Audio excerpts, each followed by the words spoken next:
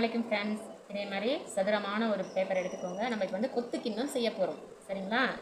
இப்படி மடிச்சுட்டு திரும்பவும் இப்படி மடித்து சதுரமாக மடிச்சுக்க வேண்டியது. நாலு பக்கமாக ஒரு பக்கத்தை இப்படி மடிச்சுட்டு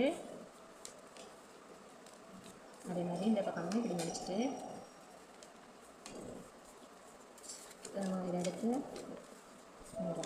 இப்படி மடிச்சுட்டு திரும்பவும் இதை எடுத்து திரும்ப வச்சுட்டு பிரிச்சுக்கணும். பிரிச்சு அந்த பக்கம் அப்படி இருக்கும், அந்த பக்கம் அப்படி இருக்கும். இதை மறுபடியும் இப்படி மடிச்சுட்டு மறுபடியும் இதை இப்படி மடிக்கிறோம். மடிச்சிட்டோமா?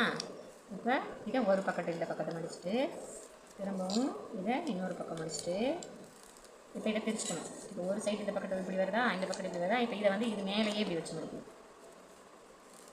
இது அப்போ தான் இன்னும் சதுரமாக அழகாக வரும் நமக்கு. இருக்கா? வச்சுட்டோமா?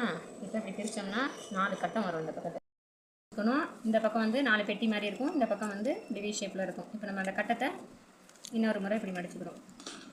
மடிச்சுக்கிட்டு பாருங்க, இப்படி பண்ணாக்க இப்படி விரலை விட்டோம்னா 1 2 3வது கிண்ணம், 4வது கிண்ணம். பார்த்தீங்களா? கொத்து கிண்ணம் ஹோட்டல் கடையில் வைப்பாங்கள்ல, அந்த மாதிரி கொத்து கிண்ணம் நம்ம கையிலேயே பிடிச்சிக்கிற மாதிரி பாருங்கள். இப்போ நம்ம இதை வந்து 4 பொருள் போட்டு குழந்தைங்களுக்கு சாப்பிட கொடுக்க போகிறோம். போட்டோமா? 2வது இதில் உளுந்து பொரியரிசி வறுத்தது, உளுந்து வறுத்தது பாருங்க. இப்போ அடுத்தது வத்தல். வீட்டில் வடகம் போடுறோம் இல்லையா, அந்த மாதிரி வத்தல் போட்டுக்கலாம்.